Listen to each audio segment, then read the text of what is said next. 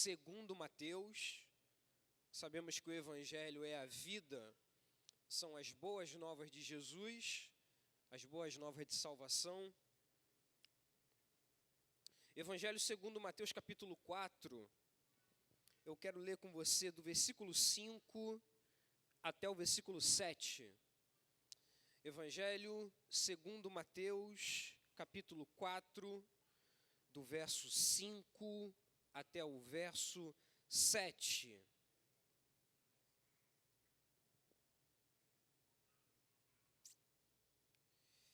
Quem achou, diz amém. Quem não achou, diga, me espera. Que bom. Diz assim, queridos, a santa palavra do Senhor. Então, o diabo o transportou à cidade santa e colocou-o sobre o pináculo do templo e disse-lhe: se tu és o Filho de Deus, lança-te daqui abaixo. Lança-te daqui abaixo. Porque está escrito: aos seus anjos dará ordens a teu respeito, e tomar-te-ão nas mãos, para que nunca tropeces em alguma pedra. Disse-lhe Jesus: também está escrito: não tentarás o Senhor teu Deus. Senhor, muito obrigado, Pai, pela tua palavra é viva e eficaz. Senhor, fala aos nossos corações nessa noite, que eu diminua e que tu cresças, ó Pai, pois precisamos e queremos ouvir a tua voz, em nome de Jesus. Amém e amém. Glória a Deus. Irmãos, nós, no início desse mês, eu pensei que a gente entraria num tema, que a gente vai ministrar ele no mês passado, que Deus já está me dando muitas confirmações. E no início do mês, Deus começou a mudar o tema, e eu falei: Senhor, qual é o tema que o Senhor quer falar? Né? E Deus me fez lembrar desse tema condicionamento, que foi um tema que a gente ministrou em fevereiro do ano passado. Eu um pouco relutante com Deus, né? Eu falei: Senhor, mas repetir um tema, eu não gosto muito de repetir. Eu sempre gosto de receber do Senhor uma informação nova e poder transmitir essa informação nova para vocês. Mas o Deus do novo é o Deus do antigo, né? Eu já falei isso aqui outras vezes, né? A palavra de Deus, ela se renova a cada manhã, né? As misericórdias do Senhor se renovam. Lamentações capítulo 3 vai dizer isso. E hoje é o terceiro domingo do mês, né? No primeiro domingo do mês a gente falou um pouquinho sobre a introdução do capítulo 4 de Mateus. Semana passada, irmãos, deixa eu abrir um parênteses aqui. Eu geralmente não faço isso, tá? Gente, assista essa mensagem lá, até porque eu sei que tem pessoas aqui que ainda não têm essa coenonia, essa comunhão com a gente, né? Eu sei que tem pessoas aqui que me observa para criticar, observa a liderança para criticar, não para aprender com a gente. E eu geralmente não faço isso. Mas, irmãos, a mensagem de semana passada, cara, se você não assistiu ainda, assiste. Essa semana eu vi um pouquinho e falei: caramba, eu estava fraco. Semana passada, pensa num dia que você está fraco. Pensa num dia onde eu pensei em botar outra pessoa para pregar semana passada. Eu estava fraco. Aí você pergunta: líder fica fraco? Fica. Líder tem dia que não quer pregar? Tem. Líder é ser humano igual você. Semana passada eu estava fraco, eu falei: Senhor, tem misericórdia, como é que eu vou pregar? Irmãos, eu aconselho você, assista a mensagem semana passada, eu acho que Deus vai falar ao teu coração. Beleza? Quem não assistiu ainda, assista, foi bênção. E semana passada, a proposta de Deus para a gente foi da gente pregar sistematicamente, de forma bem cadenciada, sobre esse texto aqui de Mateus capítulo 4, que, como nós conhecemos, fala da tentação, da tentação de Jesus. E eu, como pregador, né, que tem uma parte de mim que é pregador, a minha tendência era de pegar esse capítulo e pregar numa pregação só. Só que Deus falou comigo, Rafael, desenvolva um pouco mais a parte de mestre, né? Eu falei, amém, Senhor, me ajuda, porque eu preciso de Ti. E na semana passada eu falei primeiro, né, da primeira tentação que Jesus sofreu do diabo, que eu falei que tentação no original grego não é tentação de desejos carnais, né? Falei bastante semana passada, acho que vale a pena a gente repetir, né? Tentação não vem de Deus, irmãos. Beleza? Tentação não vem de Deus. Tiago capítulo 1, verso 13 em diante, ele fala, cada um é tentado quando é atraído e engodado pela sua própria concupiscência. Capítulo 1, verso 14, tá? Verso 13 ele fala, ninguém sendo tentado, diga de Deus sou tentado, porque Deus não pode ser tentado pelo mal, e a ninguém tenta. Verso 14, ele diz que cada um é tentado quando é atraído e engodado. A palavra engodar, no dicionário, significa iludir. Ok? Ninguém é tentado, atraído e iludido pela sua própria concupiscência. A palavra concupiscência significa desejos carnais.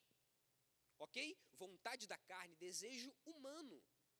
Então nós somos tentados pelos nossos próprios desejos. Desejos esses que nós já nascemos com eles. A Bíblia diz, o salmista Davi, né? Vamos respeitar. Davi, no capítulo 51 de Salmos, e aí eu não lembro o versículo, ele fala que em iniquidade eu fui formado e em pecado me concebeu minha mãe. Então Davi, como bom entendedor da sua natureza pecaminosa, ele já entendeu que ele foi gerado em pecado. Ok? Então nós também somos assim. Amém ou não amém, gente? Tem alguém aqui que não tem pecado, que nunca pecou na vida? Não. Pecamos, erramos. Porque a nossa natureza, ela é uma natureza caída. Ela é uma natureza que é mais tendenciosa ao erro. Ok? Nós vemos isso, né? Eu falei isso semana passada. A Bíblia diz lá em Gênesis capítulo 2, que Deus deu um único não para Adão no Jardim do Éden. Quem lembra disso? Né? Deus deu um único não e deu muitos sim para Adão e Eva no Jardim do Éden. Né? Pode comer dessa árvore? Pode fazer tudo aqui, gente. Ó, aproveita, é para vocês. O único não que eu vou dar para vocês é para vocês não comerem dessa árvore. Ok? Não coma dessa árvore. Aonde o homem foi? Aonde o homem foi? Naquela que Deus falou para não comer. Então, assim, a nossa carne, ela irmão, carne é carne. Jesus falou em Mateus, Evangelho segundo João capítulo 6, Jesus falou que a carne para nada aproveita. O espírito é o que vivifica. A carne não aproveita nada. Irmão, quando a gente morre, 4 dias depois, 4, 3, dependendo, já começa a cheirar mal, irmão. Já começa a cheirar mal. Isso aqui é podre, isso aqui que é coisas da terra, que é as coisas do mundo, irmão. Beleza? Amém? Então, tentação não vem de Deus, ok? Então, a palavra original aqui, grega, né, nesse texto aqui de Mateus capítulo 4, Mateus 4, verso 1, que Jesus ele foi conduzido pelo Espírito ao deserto para ser tentado pelo diabo. A palavra tentação ali vem do original grego peiradizo. Peiradizo, como eu já falei aqui, significa provar e examinar, ok? Então, o Espírito do Senhor, aí você me pergunta, Rafa, é o Espírito que nos leva para o deserto? Sim, é o Espírito que nos leva para o deserto, ok? Então, o Espírito leva Jesus para o deserto para Jesus ser examinado pelo diabo. O Fábio aqui na Palavra do Sábio, né, enfatizou algo que eu já tinha falado, né, alguns domingos atrás, né? Jesus ele começa o seu ministério público com 30 anos de idade. Aí você me pergunta, Rafa, tinha um porquê nisso? Tinha um porquê. Vamos começar com Bíblia? Abra sua Bíblia lá. Antigo Testamento, Números. Números capítulo 4. Quero ler um versículo muito enriquecedor para a gente. Se você não conhecer, você vai começar a conhecer a palavra do Senhor. Números capítulo 4, versículo 1 até o 3 diz assim: E falou o Senhor a Moisés e a Arão, dizendo: Toma a soma dos filhos de Coate, do meio dos filhos de Levi, pelas suas gerações, segundo a casa de seus pais, Da idade de? Da idade de? Da idade de? 30 anos. Da idade de 30 anos para cima, até aos 50 anos, será todo aquele que entrar neste exército para fazer a obra na tenda da congregação. Amém? Só até aí. Volta para Mateus capítulo 4. Beleza? Então a Bíblia diz em Números capítulo 4 que quando Moisés, ao separar os levitas para começarem a exercer o ofício sacerdotal no templo do Senhor, um levita só era separado, ele só poderia começar a exercer o seu ministério a partir dos 30 anos. Não só os levitas, mas os sacerdotes também. Ok? Não só levitas, não só sacerdotes, mas os rabinos também. Então, todo rabino, ele só poderia começar a educar alguém, ele só poderia começar a ensinar alguém a partir dos 30 anos de idade. Ok? A gente vê Jesus em Lucas 2, a partir do versículo 42, a gente vê Jesus com 12 anos, preste atenção nisso.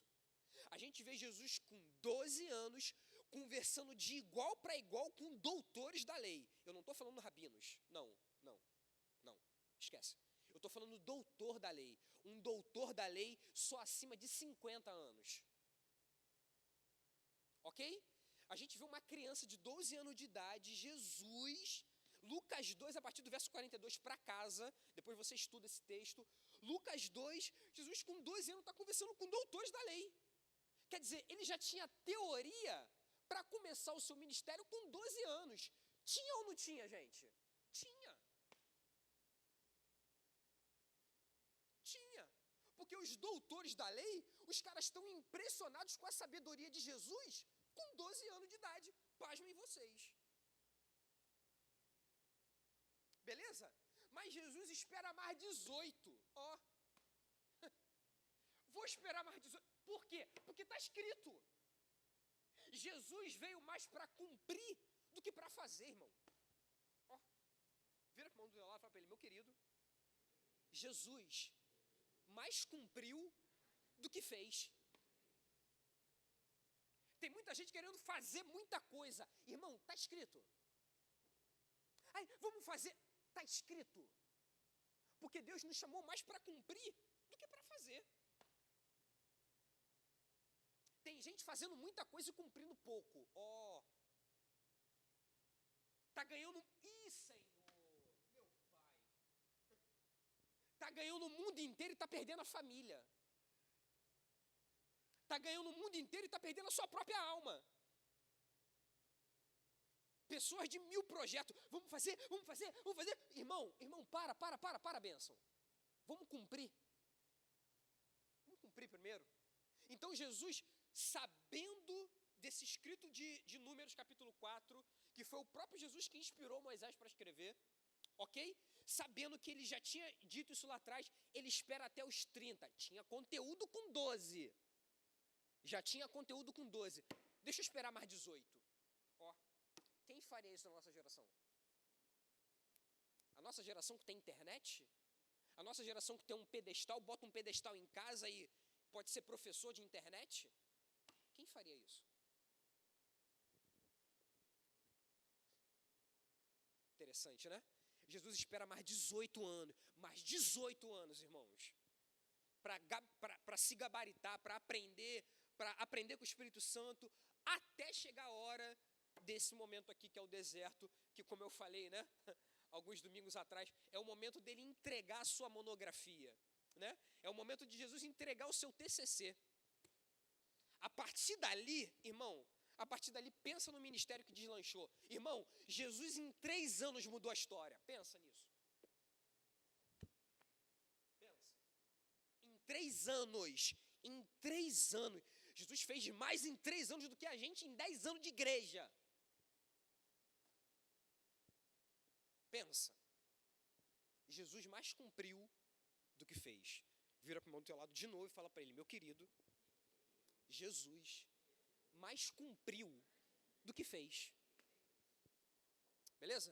Está escrito, irmão. Se não está escrito, não faz não. Ai, Rafa, vou fazer tatuagem, Está escrito. Se não está escrito, não faz não, irmão. Faz não. Ai, eu vou inventar, vou fazer esse ministério aqui, esse mover. Está escrito. Se não tiver escrito, não faz não, irmão. É melhor cumprir do que fazer. Beleza? Amém? Então, na semana passada, a gente falou sobre a primeira tentação de Jesus, ok? Quando o diabo testa Jesus naquilo que Jesus estava vendo. Ok? Amém ou não amém, gente? Quem lembra da mensagem semana passada? Quem é bom de memória? Beleza? A Bíblia diz que o diabo mostra para Jesus, você está vendo estas pedras? Eu falei um pouquinho semana passada do pronome demonstrativo este, né? Este, esta, né? Você está vendo esta pedra? Quer dizer, Jesus, o diabo usou a visão de Jesus, aquilo que ele estava vendo. O campo de visão dele, está vendo pedra? Tá. Você é filho de Deus.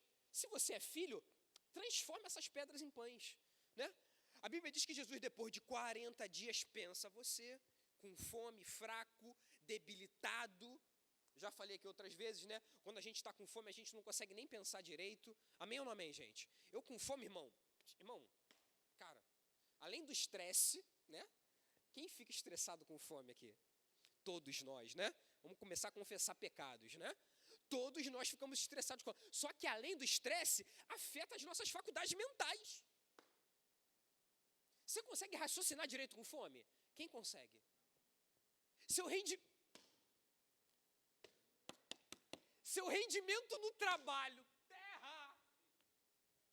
Seu rendimento no trabalho, ele evolui ou ele diminui quando você está com fome? Pensa, irmão. Jesus com fome, depois de 40 dias, ele ainda pensa. Calma aí. Pedra em pães, vou transformar. Não vou transformar não, porque nem só de pão. Nem só de pão viverá o homem, mas de toda a palavra que sai da boca de Deus. Pronto, ganha. Primeira proposta, Jesus já ganhou um 10 de cara. De cara. A prova mal começou e ele já está ganhando um 10, irmão. Pensa nisso. E aí hoje, de forma bem sistemática, eu quero falar da segunda tentação. Beleza? Então ele já ganha um 10 na primeira. Vamos para a segunda? Vamos para a segunda. Evangelho segundo Mateus capítulo 4, verso 5, vai dizer, então o diabo Me ajuda aí, igreja. Se você me ajudar, vai ficar mais fácil. O que está escrito aí? Então o diabo o quê? O transportou. Como foi esse transporte? Vamos pregar de forma bem calma hoje. Ok? Analisando vírgulas, analisando pontuação, analisando palavras. Então o diabo o transportou. O transportou aonde? O transportou à cidade santa. Irmão, viaja comigo. Jesus, no Evangelho segundo Mateus capítulo 4, verso 1, vai dizer que então o Espírito o levou para o deserto. Que deserto era esse? O deserto da Judéia. Ok? Ok. A Bíblia diz que Jesus está no deserto da Judéia, sendo tentado pelo diabo. Ok? Ok.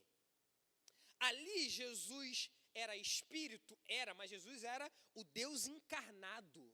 A Bíblia diz no Evangelho de João capítulo 1, e o verbo se fez carne, e habitou entre nós, e vimos a sua glória, como a glória do unigênito do Pai, cheio de graça e de verdade. Então Jesus ali não era espírito, não, aqui não.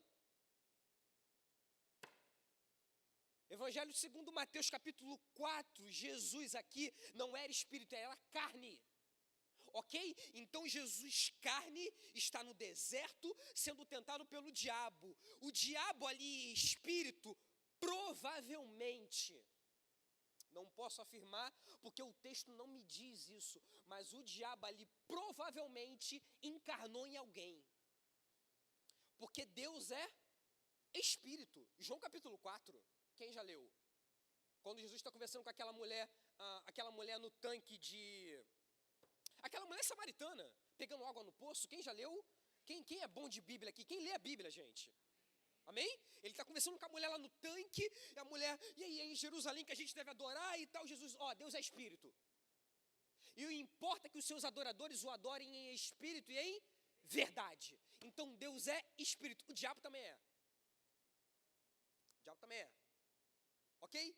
Então Jesus, a Bíblia diz que ele foi concebido por obra do Espírito Santo no ventre de Maria. Ok? Ok. Jesus encarnou. E aqui no texto vai dizer que o diabo o transportou. Eu não vejo o diabo espírito pegando Jesus carne e o levando para o templo. Não vejo. Eu vejo o diabo encarnado em alguém. Quem? Não sei.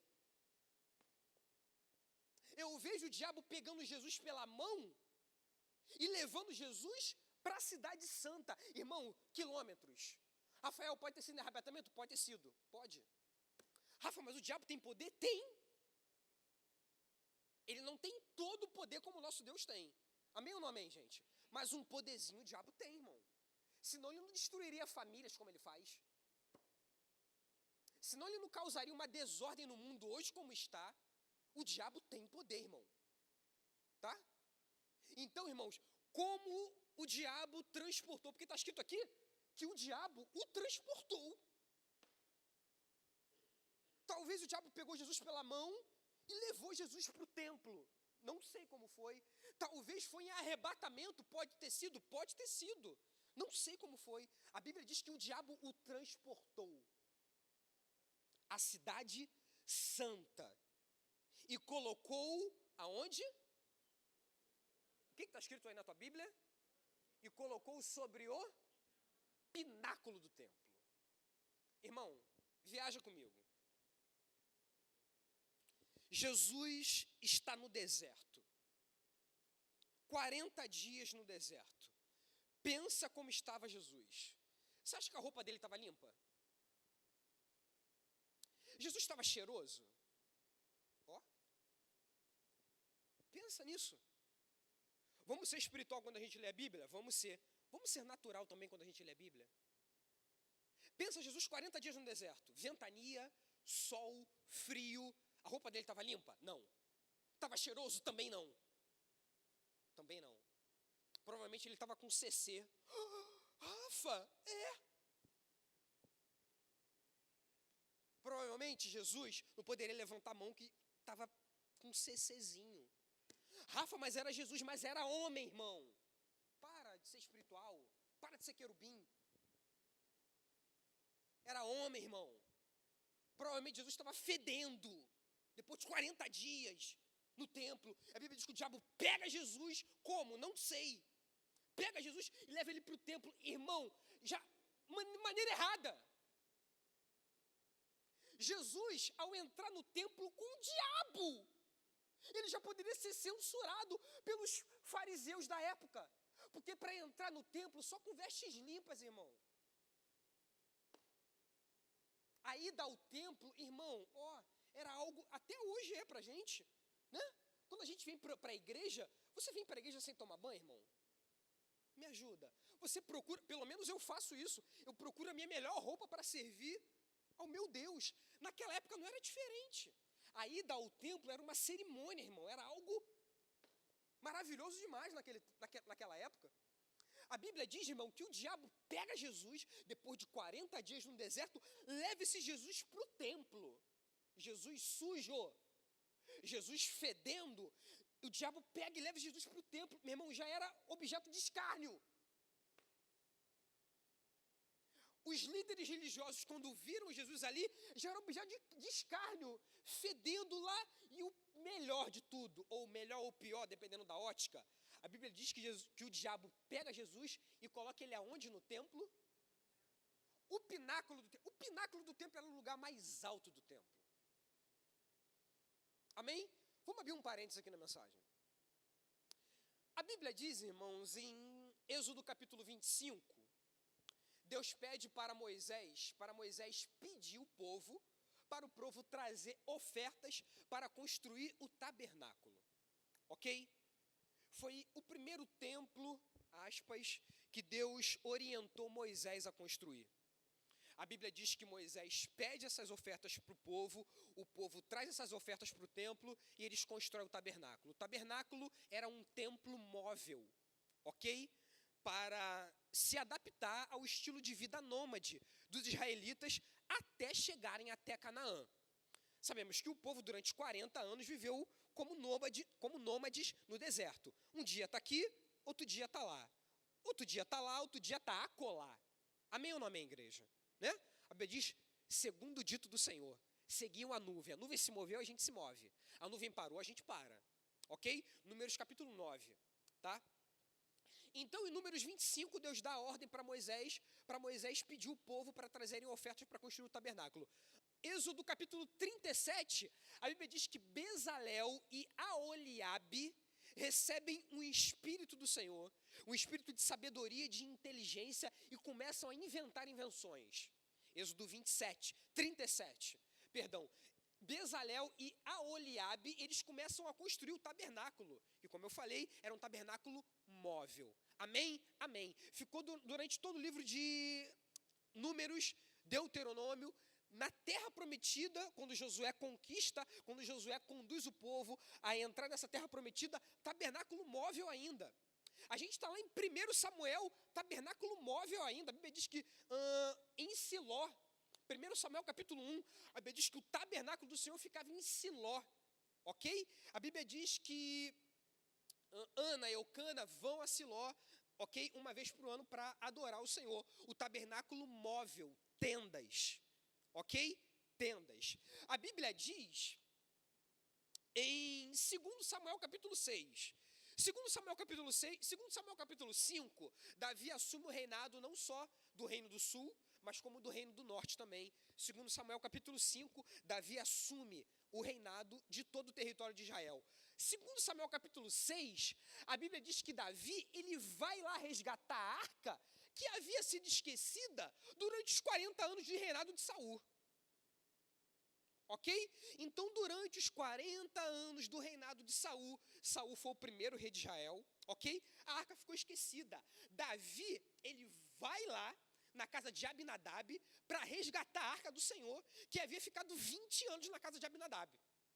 Ok? Ok, Davi, a gente sabe, calcula errado, Davi não estuda bem a maneira certa de levar a arca, um homem morre, ok? Cai na conta do próprio Davi. Quando Uzá morre, Davi fala, como trarei a minha arca do Senhor? Davi chama a responsabilidade para ele. A morte de Uzá foi culpa de Uzá, ok? Mas culpa de Davi também. Tá? Davi no capítulo 6, de 2 Samuel capítulo 6, Davi, ele pega essa arca, leva para o seu reino. Coloca a arca em tendas. Amém ou não amém? Amém. 2 Samuel capítulo 7, vamos lá. Para eu não esquecer nada. 2 Samuel capítulo 7, segura Mateus capítulo 4, vamos em 2 Samuel capítulo 7. Rápido, tá, irmãos? Meu Deus, a hora voa.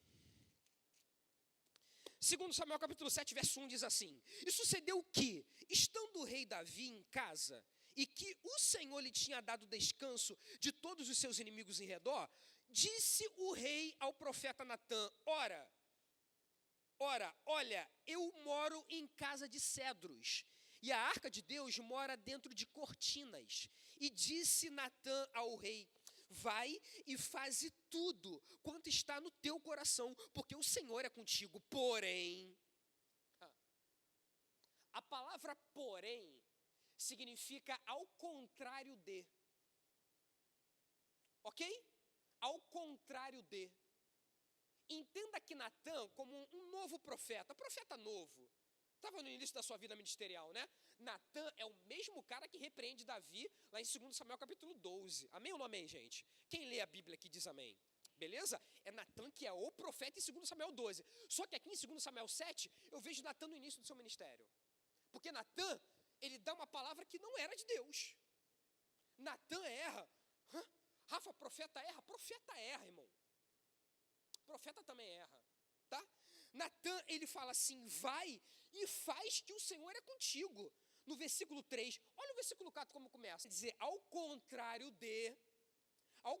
daquilo que Natan falou no verso 4, porém sucedeu que naquela mesma noite que a palavra do Senhor veio a Natan dizendo, vai, conserta a besteira que você fez, vai, dize a meu servo a Davi, assim diz o Senhor, edificar-me-ias tu casa para a minha habitação? Ó, lindo demais. Natan fala com Davi, Davi, constrói que Deus é contigo. A Bíblia diz que na noite Deus aparece para Natan, Natan, que besteira que você fez, Natan? Vai lá e conserta a besteira. Diz para meu servo Davi, é ele que vai construir casa para mim? Então Davi, irmãos, tem até boa intenção de construir um templo físico para Deus, não um templo móvel como era antes, não um templo móvel como era em tendas. Davi está no seu conforto do seu palácio, ok? Davi está curtindo um palácio bem edificado, bem fortalecido. A Bíblia diz que Davi tem esse mesmo desejo de construir um palácio para Deus. Aí Deus vai e fala com Natan, Natan, vem cá, é Davi que vai construir um palácio para mim? Dá para me colocar dentro de uma caixinha, Natan? Dá para eu morar dentro de uma casa, Natan? Natan, eu sou um Deus grandioso, Natan. A Bíblia diz em Isaías, capítulo 66, vai dizer que o trono, o céu, é o trono de Deus, e a terra é o escabelo dos seus pés. E aí, irmão? Dá para botar Deus dentro de um templo? Me ajuda, igreja. Dá para botar... Deus não habita em templos feitos por mãos de homens. É lindo no discurso de Estevão, né? Atos 7, Estevão vem dando uma aula de Bíblia, aí ele fala, Deus não habita em templos feitos por mãos de homens. Davi quer construir um templo, aí Deus, vem cá, eu vou morar dentro desse templo? Não. Aí Deus fala mais à frente aqui em 2 Samuel 7, meu pai, versículo 12, 2 Samuel capítulo 7, verso 12 diz assim, quando teus dias forem completos e vieres a dormir com os teus pais, então farei levantar depois de ti a tua semente, que procederá de ti, e estabelecerei o seu reino. Este edificará uma casa ao meu nome, e confirmarei o trono do seu reino para sempre. Volta lá para Mateus capítulo 4. Então, irmãos, a gente vê o templo do Senhor, um templo móvel, tabernáculo até 2 Samuel capítulo 2, 2 Samuel capítulo 7, ok? Lá em 1 Reis, ok? Terminei 1 Samuel, terminei 2 Samuel. Lá em 1 Reis, capítulo 5, a Bíblia diz que Salomão executa o projeto, ok? Salomão é o primeiro a construir um templo físico, ok? Templo esse inaugurado por Salomão, em 1 Reis capítulo 5, ok? Temos o relato da inauguração do templo, 1 Reis capítulo 7 também vai contar. A Bíblia diz que esse templo que Salomão inaugura para Deus, era um templo luxuoso, amém? Amém. Templo esse que foi destruído por Nabucodonosor. A Bíblia diz em 2 Reis capítulo 25, eu quero abrir com você lá também. Meu Pai, Senhor, a hora é muito curta, passa muito rápido, Senhor. 2 Reis capítulo 25, rapidinho, irmãos. Teria que ter mais tempo, Senhor. 2 Reis capítulo 25, rápido, irmãos. Versículo 9, 2 Reis 25, 9, diz assim, e queimou a casa do Senhor e a casa do rei, como também todas as casas de Jerusalém, todas as casas dos grandes, igualmente o quê? Queimou. Quem queimou? Quem queimou? A resposta está no versículo 4, Nabucodonosor, ok?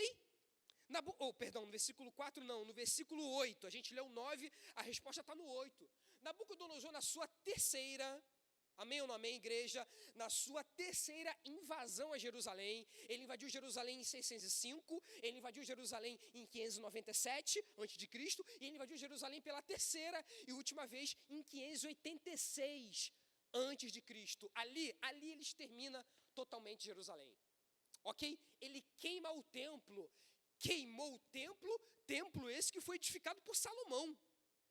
Ele queima o templo e derruba os muros.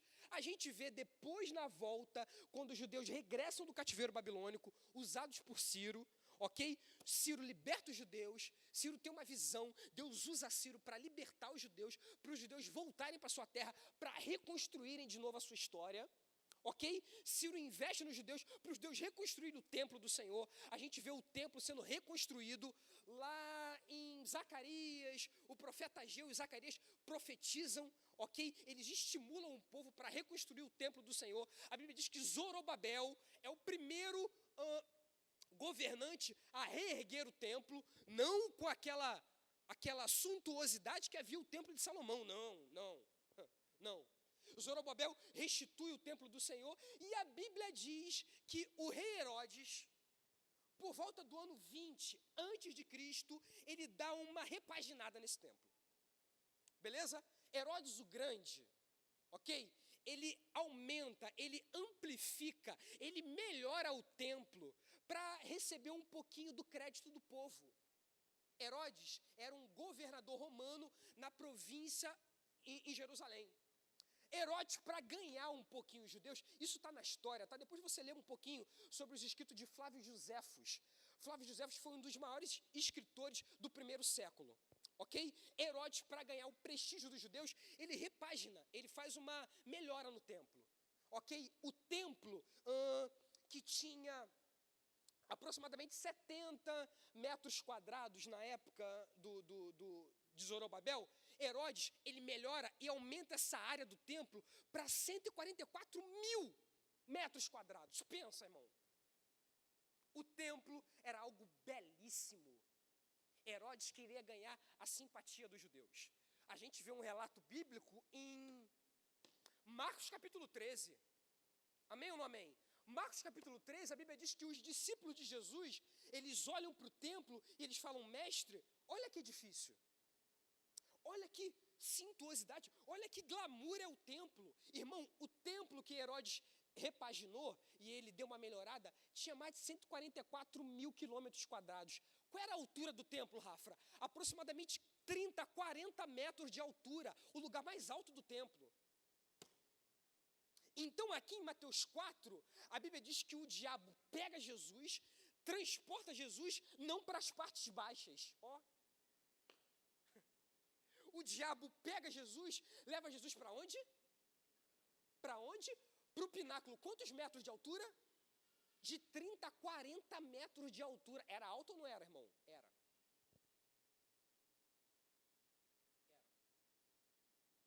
Um prédio de 8 andares aproximadamente. O diabo pega Jesus, coloca Jesus aonde?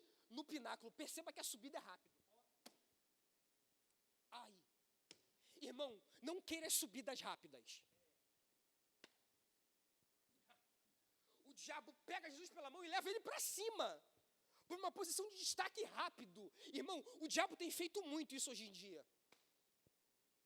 Tem levado pessoas para estarem em posição de destaque rápido. Irmão, não queira isso. Não queira destaque rápido. Irmão, pague o preço.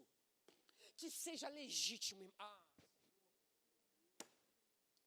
Estamos vivendo dias onde as pessoas querem facilidades. Você perceba que ele pega Jesus e leva Jesus rápido para o lugar mais alto do templo. E o lugar mais alto do templo era onde o levita, ou o sacerdote da época, era responsável por tocar o chofar. Chofar para simbolizar o início do dia, o término do dia e as celebrações que aconteciam, como o Shabat e como as outras celebrações. O diabo pega Jesus, leva Jesus sujo, ok? Poderia ser objeto de escárnio, pega Jesus e leva Jesus para o lugar mais alto do templo. Quer dizer, ele leva Jesus rápido, para uma posição de destaque. E quando ele leva Jesus lá para cima, o que ele faz? Olha o que está escrito, irmão. Acompanhe o texto. Evangelho segundo Mateus, capítulo 4, diz, verso 5 que a gente leu: então o diabo o transportou à cidade santa e o colocou sobre o pináculo do templo. Rápido.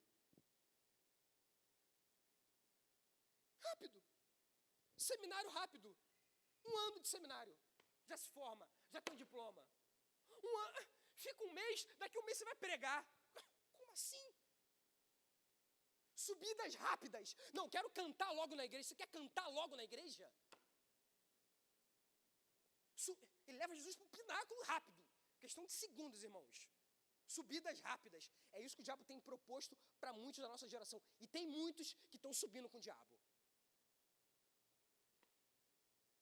Ele leva Jesus lá para cima, para o pináculo. E olha o que ele diz no verso 6. E disse-lhe: se tu és o Filho de Deus, faz o quê?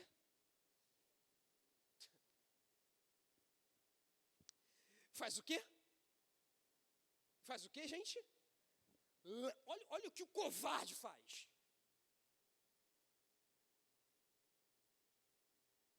Olha o que o homicida faz. Olha o que o sem vergonha faz. Ele te leva para cima, mas quando chega lá em cima, ele quer te jogar para baixo. Ele até te põe lá em cima, em posição de, quando você chega lá, ele quer te propor para você se matar. E quantos jovens eu estou vendo hoje se matando, se suicidando, espiritualmente falando. Chegou rápido, quando chega rápido, o diabo sopra no ouvido dele, vai lá, se joga. E tem jovens se jogando. Covarde, é isso que o diabo faz, irmão. Senhor, ele te coloca rápido em posição de destaque. Quando você chega lá, ele é o primeiro a tentar te matar.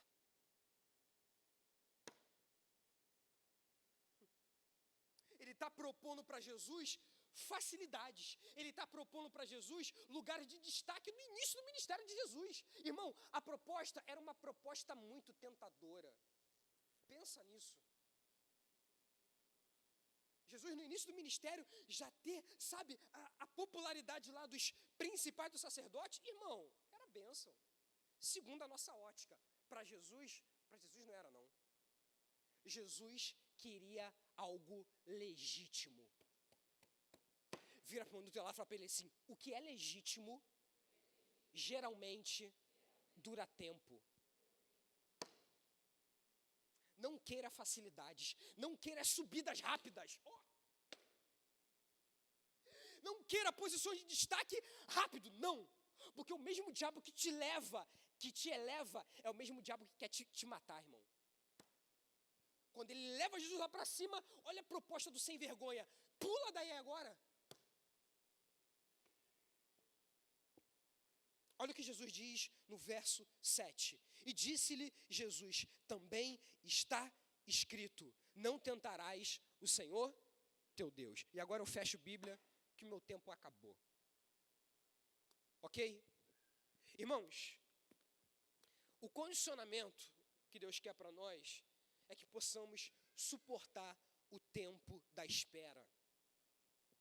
Suportar, aguarda, espera a tua hora. Tua hora vai chegar. O teu momento vai chegar. Aí, Rafa, eu já estou na igreja há mó tempão, eu nunca cantei, a tua hora vai chegar. Rafa, eu estou na igreja há mó tempão, eu nunca preguei, a tua hora vai chegar. Se você tem ministério, a tua hora vai chegar, irmão. Aí eu estou na igreja há mó tempão, aí ninguém nunca me chamou. Irmão, espera. Não queira subidas rápidas, porque o mesmo diabo que te leva é o diabo que quer te matar depois. Rafa, o diabo pode me levar para posição de destaque na igreja? Pode. Pode. Ele pode usar, sabe, a política. Quanta gente política eu vejo na igreja? Quanta gente que está fazendo articulações na igreja. Aí eu vou colar perto daquele pastor, aquele pastor ali é colado com o pastor fulano de tal. Irmão, para com isso, irmão. Isso é diabólico. Isso é diabólico. Essa não é a sabedoria. Tiago capítulo 3. Tiago fala, quem dentre vós é sábio e inteligente? Mostre pelo seu bom trato e as suas obras de mansidão e sabedoria. Aí ele começa a falar da sabedoria terrena e da sabedoria divina. A sabedoria terrena, ela é animal e diabólica, irmão. Não queira política, não queira ser alguém articulado, não queira, irmão. As coisas vão acontecer no tempo certo. Espere, condicione a tua vida. Tenha um condicionamento espiritual para entender, cara, eu não quero subir rápido. Eu quero que seja legítimo. Amém? Vamos ficar de pé.